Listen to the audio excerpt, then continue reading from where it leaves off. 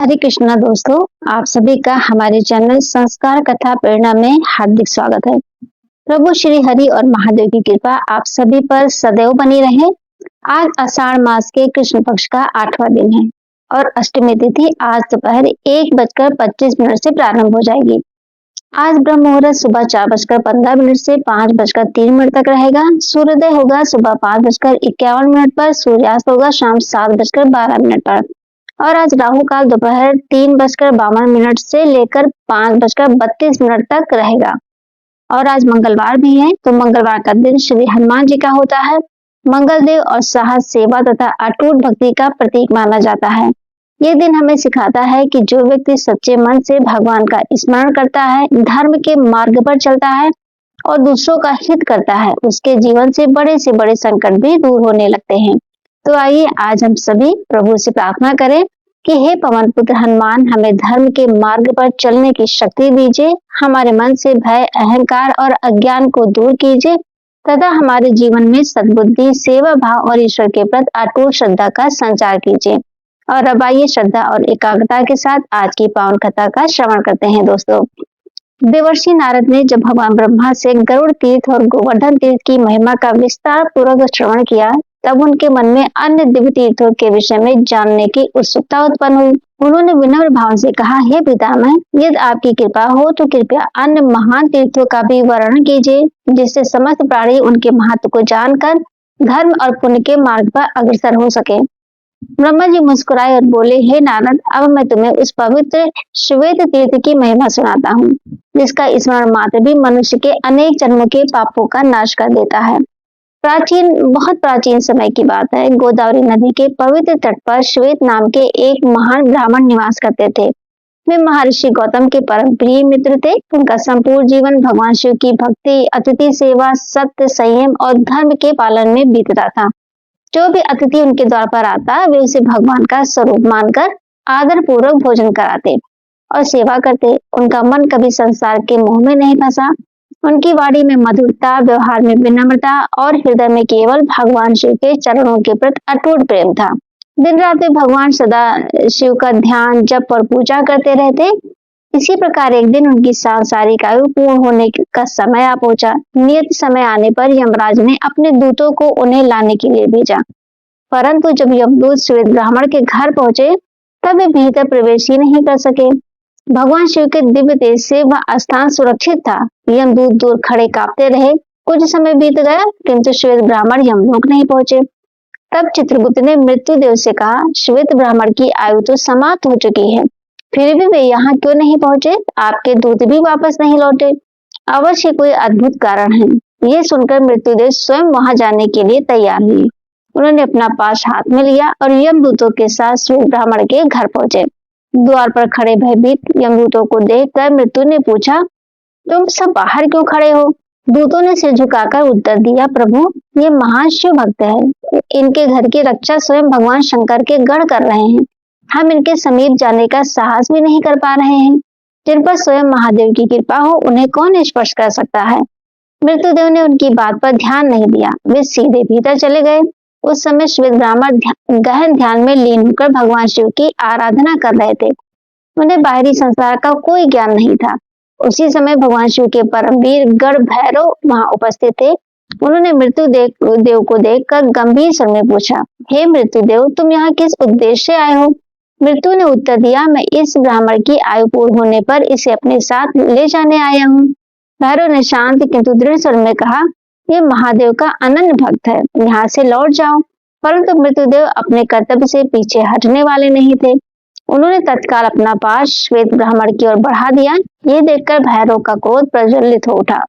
उन्होंने भगवान शिव द्वारा प्रदत्त दिव्य दंड उठाया और एक प्रचंड प्रहार मृत्युदेव पर किया। उस आघात से मृत्युदेव भूमि पर गिर पड़े। उनके हाथ से पाश छूट गया और वे अचेत हो गए। अपने स्वामी को इस अवस्था में देखकर यमदूत भयभीत होकर वहां से भाग निकले। वे सीधे यमराज के पास पहुंचे और पूरी घटना सुना दी। जब यमराज ने सुना कि मृत्युदेव स्वयं शिवगढ़ भैरव के हाथों पराजित हो गए हैं, तो उनका क्रोध सीमा पार कर गया। उन्होंने चित्रगुप्त, अपने पराक्रमी दूतों, यमदंड, भूत प्रेत, बेताल और अनेक दिव्य सेनाओं को साथ लेकर तत्काल गोदावरी तट की ओर प्रस्थान किया। उधर भगवान शिव के गढ़ भी अपने भक्त की रक्षा के लिए पूरी तरह तैयार थे। कुछ ही क्षणों में वहां देव शक्तियों का भयंकर युद्ध प्रारंभ हो गया। दोनों ओर से दिव्य अस्त्र शस्त्र चलने लगे। आकाश युद्ध की गर्जना से गूंज उठा। इसी समय भगवान शिव के पुत्र कार्तिकेय भी युद्ध भूमि में आ गए। उन्होंने अपनी दिव्य शक्ति से यमराज की सेना को परास्त करना प्रारंभ कर दिया। उनके तेज के सामने कोई भी अधिक देर तक टिक न सका। युद्ध इतना भीषण हुआ कि अंततः स्वयं यमराज भी पराजित होकर भूमि पर गिर पड़े। यमराज की सेना में भगदड़ मच गई। जो दूत जीवित बचे वे किसी प्रकार वहां से निकलकर सीधे सूर्यदेव के पास पहुंचे और पूरी घटना सुनाई। ये समाचार सुनकर सभी देवता आश्चर्यचकित और चिंतित हो उठे। उन्हें समझ में आ गया कि ये कोई साधारण घटना नहीं बल्कि भगवान शिव के भक्त के प्रति उनकी असीम कृपा का दिव्य प्रमाण है। देवताओं ने जब देखा कि धर्म की व्यवस्था चलाने वाले यमराज अपनी पूरी सेना सहित युद्ध भूमि में पराजित होकर पड़े हैं, तब उनके हृदय में चिंता उत्पन्न हो गई। वे सभी भगवान ब्रह्मा और भगवान विष्णु के साथ भगवान शिव के शरण में पहुंचे। सभी देवताओं ने हाथ जोड़कर अत्यंत विनम्रता से महादेव की स्तुति करते हुए कहा, हे देवादिदेव महेश्वर, आप समस्त सृष्टि के पालन करता, भक्त वत्सल और दया सागर हैं। आपके भक्तों की रक्षा करने वाला आपके समान दूसरा कोई नहीं है। आपके चरणों में जो आ जाता है उसके लिए संसार का कोई भी भय शेष नहीं रहता। देवताओं ने आगे कहा, प्रभु, यमराज किसी द्वेष या अहंकार के कारण नहीं आए थे। वे तो केवल अपने कर्तव्य का पालन कर रहे थे। यदि यमराज ही नहीं रहेंगे तो संसार की व्यवस्था कैसे चलेगी। इसीलिए हम आपसे प्रार्थना करते हैं कि कृपा करके उन्हें पुनः जीवन प्रदान करें। देवताओं की प्रार्थना सुनकर भगवान शिव प्रसन्न हुए। उन्होंने शांत स्वर में कहा, देवताओं, मेरी ये बात सदैव स्मरण रखना, जो मनुष्य सच्चे मन से मेरी अथवा भगवान विष्णु की भक्ति करता है, जो पवित्र जीवन व्यतीत करता है और गौतमी गंगा जैसे पवित्र तीर्थों का श्रद्धा पूर्वक सेवन करता है, उस पर मृत्यु का अधिकार अत्यंत सीमित हो जाता है। ऐसे भक्त की रक्षा का भार मैं स्वयं उठाता हूँ। भगवान शिव ने आगे कहा, मेरे भक्तों के साथ अन्याय कभी नहीं होना चाहिए। यमराज और उनके दूतों को भी ऐसे भक्तों का सम्मान करना चाहिए। देवताओं ने महादेव की इस दिव्य आज्ञा को सहर्ष से स्वीकार किया। तब भगवान शिव ने अपने परम प्रिय वाहन नंदी को आदेश दिया, नंदिकेश्वर, गौतमी गंगा का पवित्र जल लेकर यमराज तथा युद्ध में गिरे हुए सभी योद्धाओं के ऊपर उसका छिड़काव करो। भगवान की आज्ञा पाकर नंदी तुरंत गोदावरी का पावन जल लेकर आए और श्रद्धा पूर्वक यमराज, मृत्युदेव तथा अन्य गिरे हुए योद्धाओं के शरीर पर छिड़क दिया। जैसे ही उस दिव्य जल का स्पर्श हुआ, सभी पुनः जीवित हो उठे। यमराज ने भगवान शिव को प्रणाम किया और उनकी महिमा का गुणगान करते हुए अपनी सेना के साथ अपने लोक लौट गए। इसके पश्चात गोदावरी के उत्तर तट पर भगवान विष्णु, ब्रह्मा तथा अनेक देवताओं ने भगवान शिव की विधि पूर्वक पूजा की। ब्रह्मा जी ने नारद से कहा, हे नारद, उसी समय उस पावन स्थान पर असंख्य तीर्थों का दिव्य संगम हुआ। गोदावरी के उत्तर तट पर 1,11,000 तीर्थ और दक्षिण तट पर 3,000 पवित्र तीर्थ आकर स्थित हुए। तभी से वह स्थान श्वेत तीर्थ के नाम से तीनों लोकों में प्रसिद्ध हो गया। उन्होंने आगे बताया, जहाँ मृत्युदेव भूमि पर गिरे थे वह स्थान मृत्यु तीर्थ कहलाया। वहाँ श्रद्धा पूर्वक स्नान, दान, जप और भगवान का स्मरण करने से मनुष्य के अनेक पाप नष्ट हो जाते हैं तथा उससे उत्तम लोकों की प्राप्ति होती है। इसके बाद ब्रह्मा जी ने एक और पवित्र तीर्थ का वर्णन प्रारंभ किया। वे बोले, हे नारद, श्वेत तीर्थ के आगे शुक्र तीर्थ स्थित है। ये ऐसा देवस्थान है जहाँ स्नान और पूजा करने से अनेक प्रकार के कष्ट दूर होते हैं, लोग शांत होते हैं और साधक को ज्ञान तथा सिद्धि की प्राप्ति होती है। फिर उन्होंने एक प्राचीन घटना सुनाई। बहुत समय पहले महर्षि अंगिरा और महर्षि भृगु दो महान तपस्वी ऋषि थे। दोनों के पुत्र अत्यंत बुद्धिमान और तेजस्वी थे। अंगिरा के पुत्र का नाम बृहस्पति और भृगु के पुत्र का नाम कवि, जो आगे चलकर शुक्राचार्य के नाम से प्रसिद्ध हुए। जब दोनों बालक का उपनयन संस्कार संपन्न हुआ तब दोनों ऋषियों ने विचार किया कि दोनों में से एक ही गुरु बनकर दोनों बालकों को शिक्षा देगा। इससे शिक्षा भी समान होगी और दोनों परिवारों में प्रेम भी बना रहेगा। महर्षि अंगिरा ने कहा, मैं दोनों बालकों को अपने पुत्र के समान ही शिक्षा दूंगा। भृगु ऋषि ने उनकी बात स्वीकार कर ली और अपने पुत्र को उनके आश्रम में भेज दिया। किंतु समय बीतने पर शुक्र ने अनुभव किया कि गुरु अपने पुत्र को अधिक ज्ञान और विशेष शिक्षा देते हैं। जबकि उन्हें उतना महत्व नहीं दिया जाता। यद्यपि विनम्र थे, फिर भी उनके मन में सत्य के प्रति दृढ़ता थी। एक दिन उन्होंने अत्यंत आदर पूर्वक कहा, गुरुदेव, गुरु के लिए सभी शिष्य समान होने चाहिए। जहाँ पक्षपात होता है वहाँ ज्ञान का प्रकाश पूर्ण रूप से नहीं फैल पाता। यदि मेरी शिक्षा में भेदभाव हो रहा है तो मुझे किसी अन्य योग्य गुरु की खोज करने की अनुमति दीजिए। शुक्राचार्य की ये विनम्र बात सुनकर उन्हें जाने की अनुमति मिल गई। आश्रम से निकलने के बाद उनके मन में एक ही विचार था, ऐसा कौन गुरु है जो संपूर्ण ब्रह्मांड का गुरु हो और जिससे प्राप्त ज्ञान कभी अधूरा न रहे। इसी प्रश्न का उत्तर पाने के लिए वे महर्षि गौतम के आश्रम पहुंचे। उन्होंने आदर पूर्वक प्रणाम कर पूछा, हे मुनिवर, मुझे बताइए कि इस जगत में सर्वोच्च गुरु कौन है। मैं उन्हीं के शरण में जाकर पूर्ण ज्ञान प्राप्त करना चाहता हूँ। महर्षि गौतम ने मुस्कुराते हुए उत्तर दिया, वत्स, समस्त विद्याओं के आदि गुरु स्वयं भगवान शिव हैं। यदि वे प्रसन्न हो जाए तो ऐसा कोई ज्ञान नहीं जो वे अपने भक्त को न दे। शुक्राचार्य ने फिर पूछा, भगवान, मैं किस स्थान पर रहकर उनकी आराधना करूं?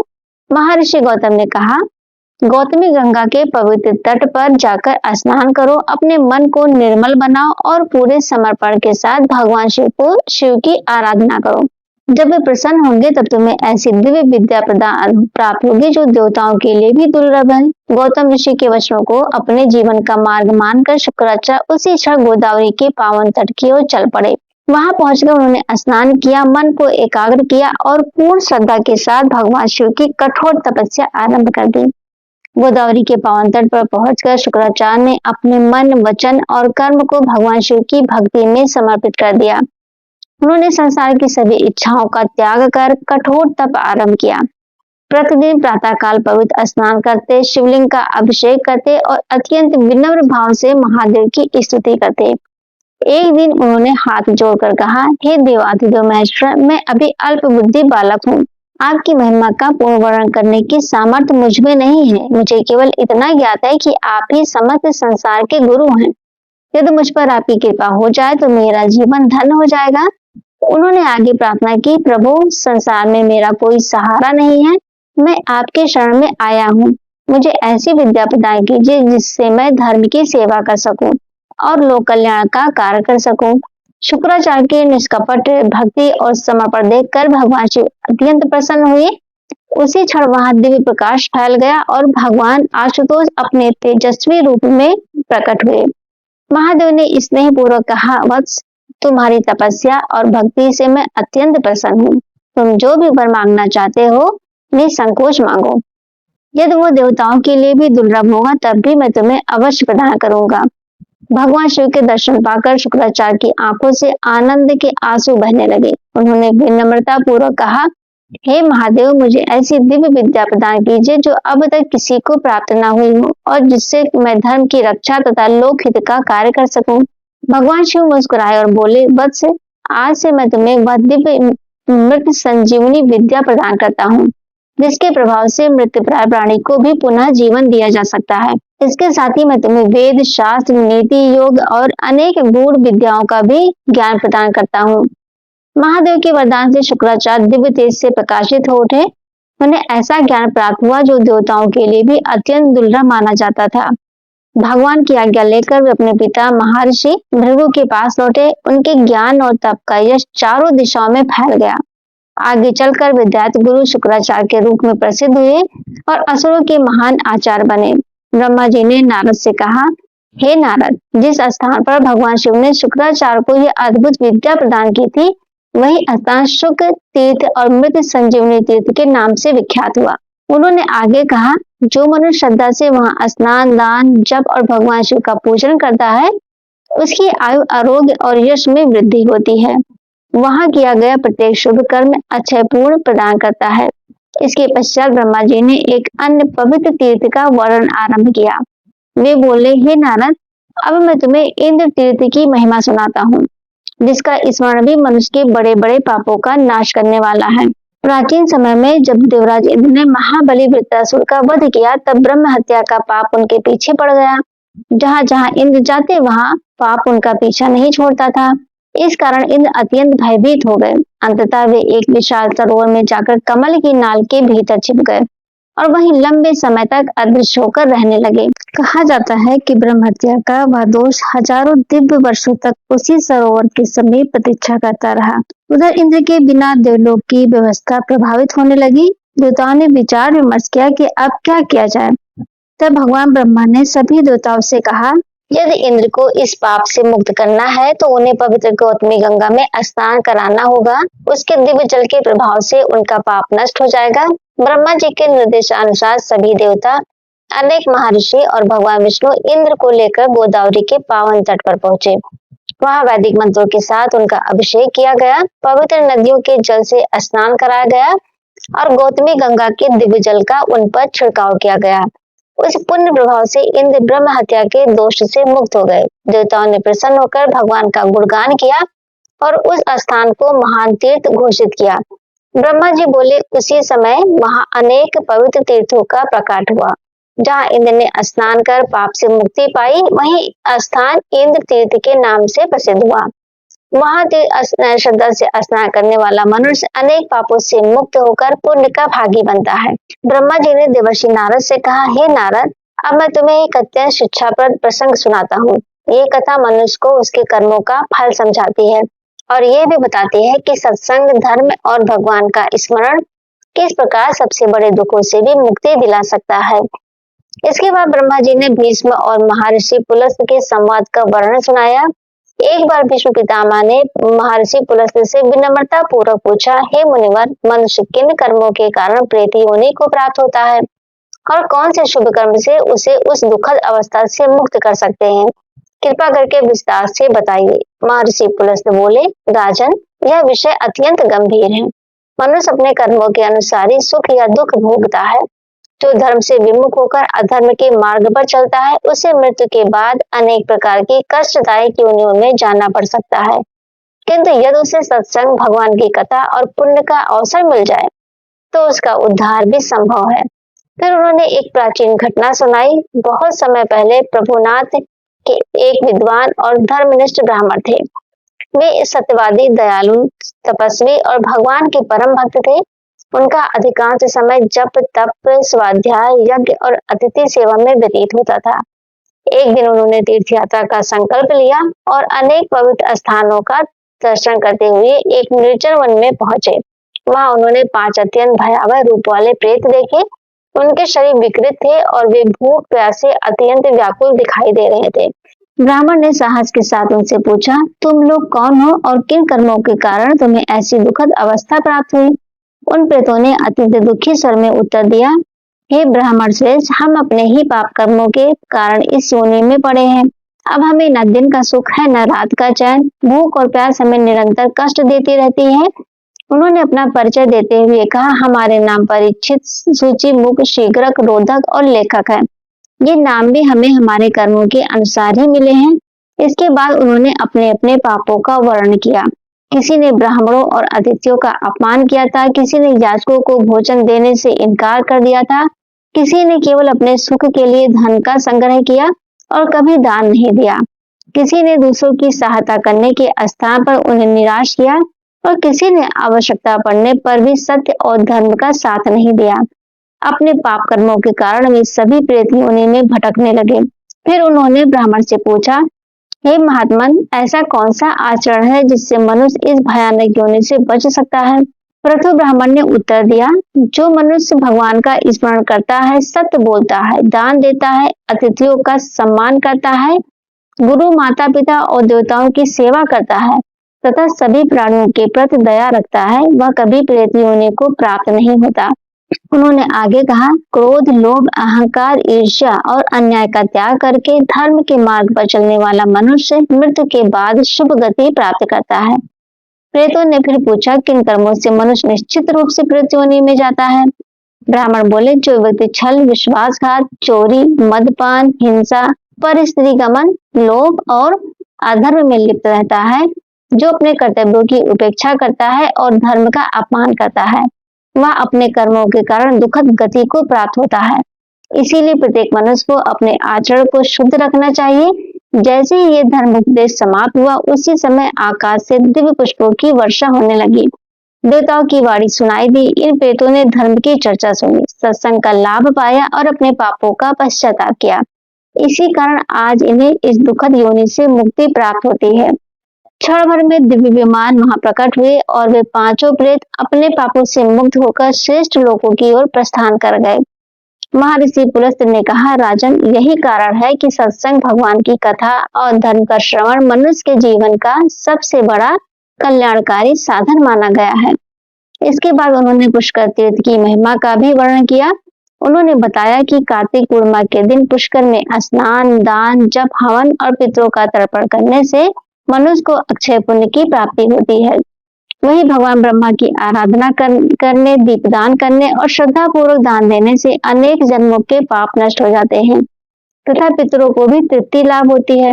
महर्षि ने यह भी कहा कि सरस्वती, गंगा और अन्य दिव्य तीर्थों की महिमा का श्रद्धा पूर्वक श्रवण और स्मरण करने वाला मनुष्य धर्म, अर्थ, काम और मोक्ष, इन चारों पुरुषार्थों का अधिकारी बनता है। इसी के साथ ब्रह्मा जी ने नारद से कहा, हे देवर्षि, जो श्रद्धा पूर्वक इन पवित्र तीर्थों की महिमा का श्रवण करता है, भगवान का स्मरण करता है और अपने जीवन में धर्म का पालन करता है, उसके पाप नष्ट होते हैं तथा अंत में उसे उत्तम लोकों की प्राप्ति होती है। तो यही आज की पावन कथा का संदेश है दोस्तों, कि मनुष्य का उद्धार उसके धन, बल या वैभव से नहीं, बल्कि उसके सद्कर्म, भगवान की भक्ति, सत्संग और धर्ममय जीवन से होता है। तो भक्तों, आज की ये इस दिव्य कथा से हमें ये शिक्षा मिलती है कि भगवान अपने सच्चे भक्तों की सदैव रक्षा करते हैं। तीर्थों का स्मरण और सत्संग मनुष्य के जीवन को पवित्र बनाते हैं तथा अच्छे कर्म की मृत्यु के बाद हमारी वास्तविक संपत्ति बनते हैं। यदि आपको आज की ये कथा पसंद आई हो तो इसे अपने परिवार और मित्रों के साथ जरूर शेयर करें, ताकि अधिक से अधिक लोग सनातन धर्म के इन अमूल्य ज्ञान से लाभान्वित हो सके। हमारे चैनल संस्कार कथा प्रेरणा को सब्सक्राइब करना बिल्कुल भी न भूलें और वीडियो को लाइक करके अपनी श्रद्धा अवश्य प्रकट करें। हरे कृष्णा, श्री हरि और भगवान महादेव की कृपा आप सभी पर सदैव बने रहें। अगले अध्याय में फिर मिलेंगे एक नई पुरानी कथा के साथ। तब तक के लिए जय श्री कृष्ण दोस्तों।